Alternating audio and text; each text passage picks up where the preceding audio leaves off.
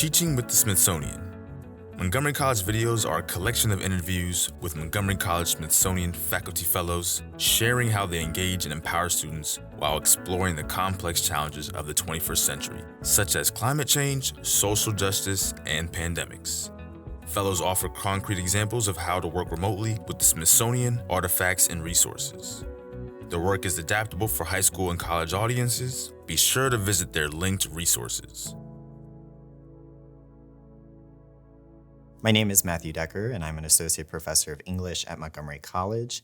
And then I teach the full suite of our non-credit level and our credit level composition sequence. So that includes integrated reading and writing 1 and 2. And then credit level includes Introduction to College Writing, our critical reading, writing, and research course. And then depending on the semester and the schedule of my colleagues, I could be teaching an Introduction to Literature, the short story course, or film and literature. My Smithsonian project was designed to breathe new life into the critical reading, writing, and research course.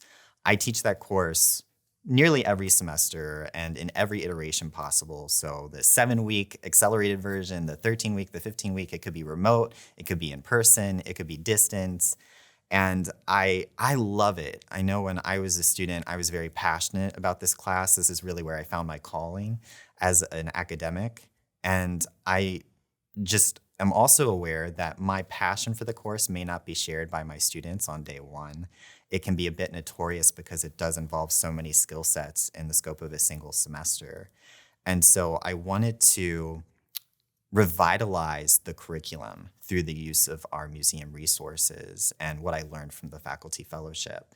So in order to do that, I designed a whole new suite of assignments, and they were situated at the beginning of the semester because I wanted them to know we were working with the museums from day one. So to get that excitement about that work, and then also to have them look inward a bit and think about, who they are, where they come from, what they value, sort of some identity work to help them identify a topic in the ether that they care about, that they're passionate about. And I feel if they have that passion and that drive that they bring to this topic they select, it will make writing throughout the semester all the more enjoyable and rewarding and impactful for them. And so ultimately, I integrated the museum in 3 unique ways, one through the Smithsonian Learning Lab, and then we did a lot of work with online exhibits, and then finally, we took a field trip to the National Portrait Gallery. I integrated the museum resources in 3 unique ways throughout the semester, and I started with what I called an identity artifact activity. And essentially, I had my students explore a little bit more about, who they are, how they present themselves, what they care about early on in the semester with our first activity. And they examined some personal dimensions, social, cultural, philosophical, environmental. And I told them in this investigation that likely there's a topic that they really care about already. And they may not even recognize it as a topic worthy of investigation, worthy of exploration or debate. But I want them to hold on to that, keep that in the back of their mind as they work on our projects throughout the semester. And then when they went home that evening, what I asked them to do was to identify an artifact in their personal space that they wouldn't mind photographing. This would be their first writing assignment for me, would be this photograph that they have taken of an artifact. And then together we upload this to the Smithsonian Learning Lab. We create a collection together as a class. And they also write in the metadata. So in addition to the picture of their identity artifact, they have a description of why this artifact is important to them and why they ended up choosing it. So that was the first Smithsonian Museum-inspired experience of this semester. The second assignment involved more of a deep dive into what the museums can offer in a virtual space. And so we looked at the Smithsonian's incredible collection of online exhibits. And I first introduced this to my students by exploring what is called Habitat. It's a virtual exhibit created by the Smithsonian Gardens. And I use this as a jumping off points with the students to just intrigue them and to showcase that there are these really great museum resources at the click of a button on our computers.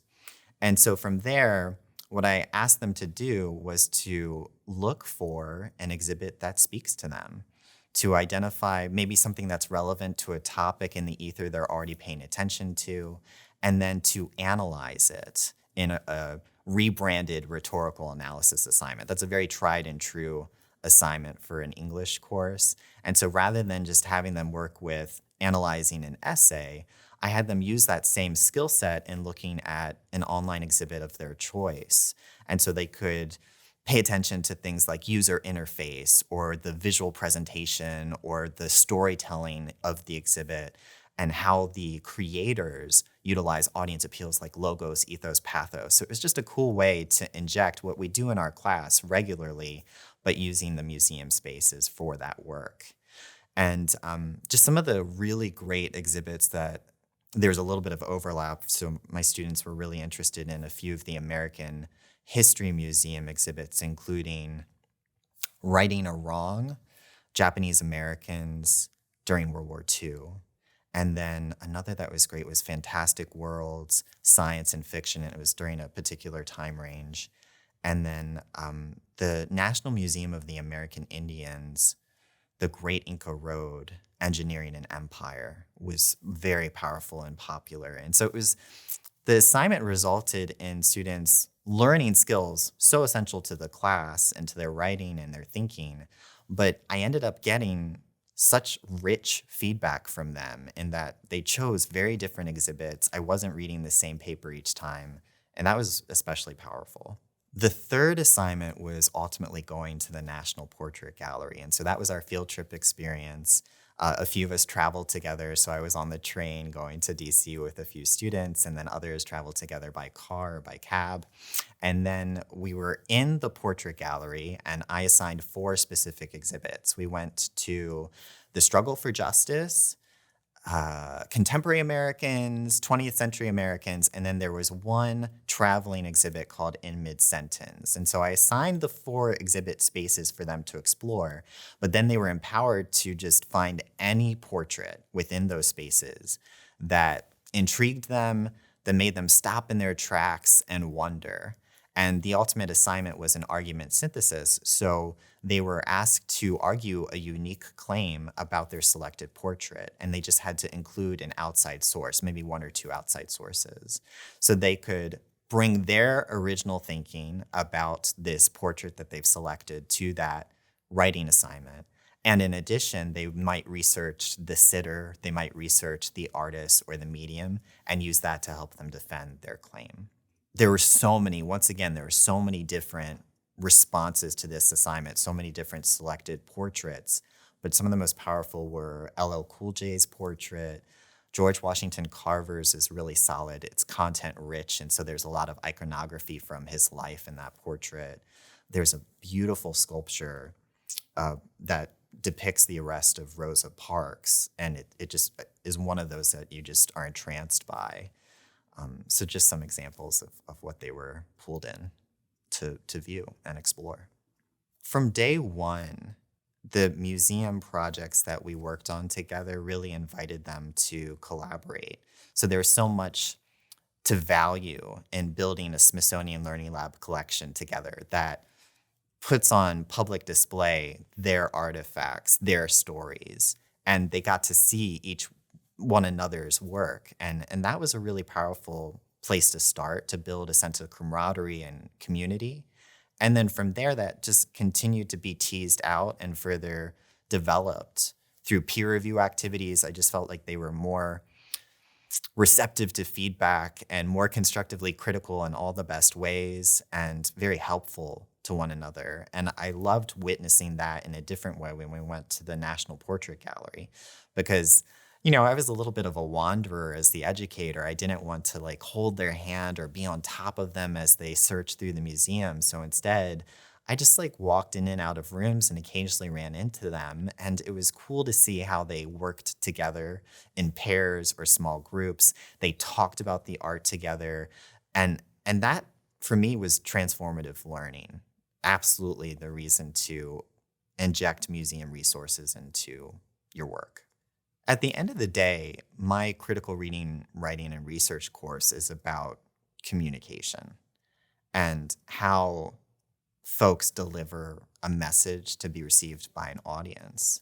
And so throughout the semester, through these museum resources, my students were granted this inside peek at how artists and curators and exhibit designers and the artworks themselves perform that work, how they deliver a message to an audience and use special strategies to cultivate change, to empower action, to articulate an argument of some kind.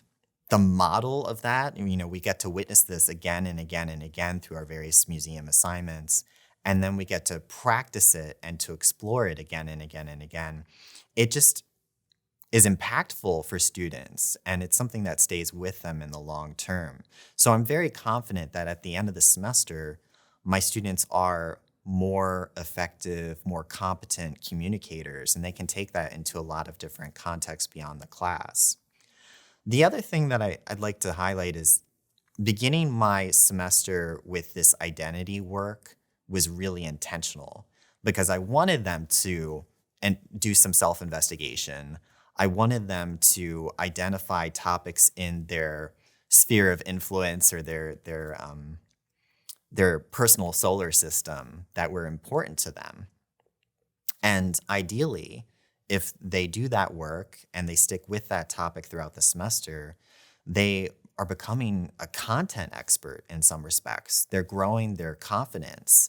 And that just is going to pave the way for more successful argumentation down the road as well. If they have someone who is maybe not a fan of their perspective, I think they're going to be able to navigate that and to not feel challenged by it, to feel invigorated by it, and ultimately to use a suite of resources at the ready to support their claim, to use data and evidence and credible sources of support, and to recognize that that's what real argument is. That's what's happening as a result of our museum work, for sure. I think one of the reasons why I plan to continue my use of the museums in this class and then try to expand to other classes really has to do with the unexpected outcomes. I was so excited by and sort of unprepared for the community building that I witnessed with the students. And then beyond that, there's definite mind expansion, right? Like they're growing their understanding of the world beyond them. And I guess the cherry on top of all of this, for me as an educator, was that I was receiving so many different types of assignments. I wasn't reading the same paper again and again and again about the same topic area.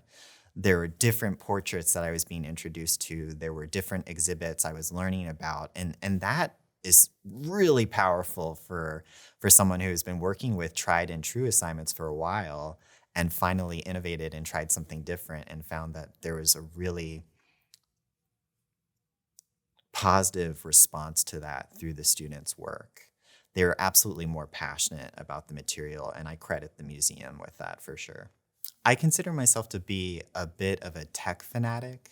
So when I'm introduced to new online tools and resources, I'm very starry-eyed, and I absolutely felt that way about the Smithsonian Learning Lab, which I was introduced to by the fellowship, but really is accessible to everyone around the world. And I was inspired by the idea of like pulling in a high definition photo of a real artifact into class for an activity of some kind. And I loved the idea of building my own collections as they related to my classes and my coursework.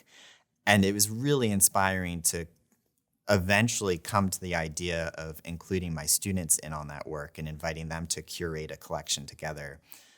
That was so formative for me. And it was inspired by the fellowship, but it's, anyone can do this.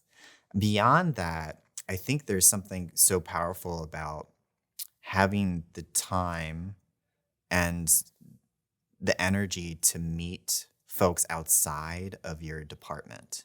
And the fellowship invited me to do that. And I was just introduced to so many different colleagues of different disciplines who had unique strategies, who were running into some of the same struggles I was running into, who were trying out and experimenting with new material. That was so inspiring. And I walked away sort of intimidated by that, but also motivated to try new things in my classes and ultimately to overhaul an entire class with the support of museum resources. So I would just recommend that to any educator is push yourself beyond the walls of the department and explore the wealth of information online through the Smithsonian, including the Learning Lab, but also including the online exhibits.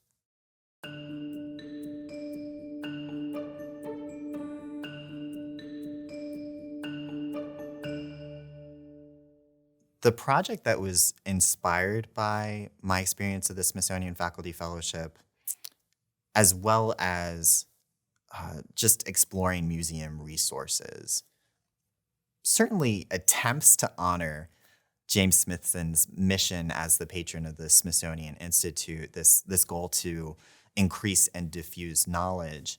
And I think it started on day one for me in the fellowship. It was, I was invited to investigate challenging content about American history and to recognize that often knowledge and power are bound, and they have been used in the past, in the present, and likely in the future to do a lot of terrible things, to disenfranchise folks, to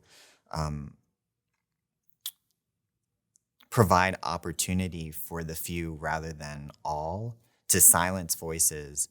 And so it's really important for scholars, educators, and really everyone to acknowledge that charged history, that legacy, and to unpack it. And so I had the benefit of doing that with colleagues. I had the benefit of being in a safe space to make mistakes and to reframe perspectives and to grow. And then from there, I was empowered to take that into the classroom, to invite my students to the same conversations we were having that are challenging and that are going to be difficult to navigate at times and that require real critical thinking and intentionality. And so my hope is that my project helps my students grow a skill set for contexts like this. And it also inspires them to take what they've learned beyond the walls of our classroom. So they're talking to their family about these challenging topics. They are addressing their friends' misconceptions about a topic that they care about. And they're more prepared for that as a result. They are continuing to diffuse and increase this knowledge beyond this single classroom. Working with museum content opened many new doorways for learning with my students.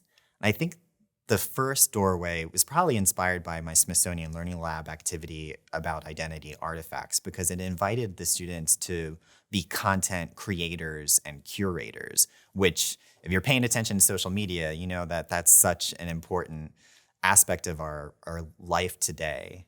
Students and folks around the world like to share out in a public forum and to receive responses. And I think that activity absolutely allowed them to practice that skill set and to create content together in a very valuable way. Beyond that, as a teacher of English and research, I helped my students and I helped myself recognize that there's a lot we can do to conduct rich, rewarding research. And part of my goal is to help them recognize that while Wikipedia can be useful in some instances, it's not maybe the best place to conduct research for your major 8 to 10 page paper and have all your sources come from Wikipedia. And then I would say the same thing about that Google search bar. So what we work so hard on is integrating the MC library and helping them understand how to use these incredible databases that are subscribed to through the college and that all colleges subscribe to as well. And so growing that skill set, but then recognizing beyond the MC library, we also have museums. What a fantastic place to capture history and to explore facts and evidence and very cool visual experiences, incredible storytelling, and inject that into our writing. So they recognized museum as a space for research. And finally, it was crystallized for them that in many respects, everything around us is an argument. And so it could be something as simple as this pen they're using, or that Jennifer Lopez music video, or a print advertisement in a magazine, or the essay we're reading in class. Everything has an argument. And it's so important for these students to be able to sit on the metaphorical museum bench and to reflect and think before they respond. And that's absolutely the result of our museum learning. So the opportunity to learn how to use museums and to explore using museums in my classroom inspired me to go back to school in some respects. I almost want to put that in air quotes, because I decided that as a result of what I've learned through the fellowship, and then learning a lot more about myself as a teacher during the pandemic and having to work within a remote space, I am my own worst critic. And so I recognize deficiencies in how I teach and how I reach my students. And so I felt it was important for me to go back to school. I caught the learning bug from working with museums and working with my colleagues through the fellowship for sure. So now I'm enrolled in a University of Maryland, Baltimore County graduate certificate. It's in the Learning and Performance Technology program. And I credit it with helping me to be a better distance educator, a better e-moderator, especially during our remote times and as I continue to teach distance learning courses. And it's also helping me to be a better instructional designer and to recognize that art form and how we can better reach a broader audience of students with our online curriculum. Overwhelmingly, my experience of integrating museum resources in this critical reading, writing, and research course was fantastic. I will say that the even better if, the EBI in this context would be if I offered more opportunities for them to showcase their work.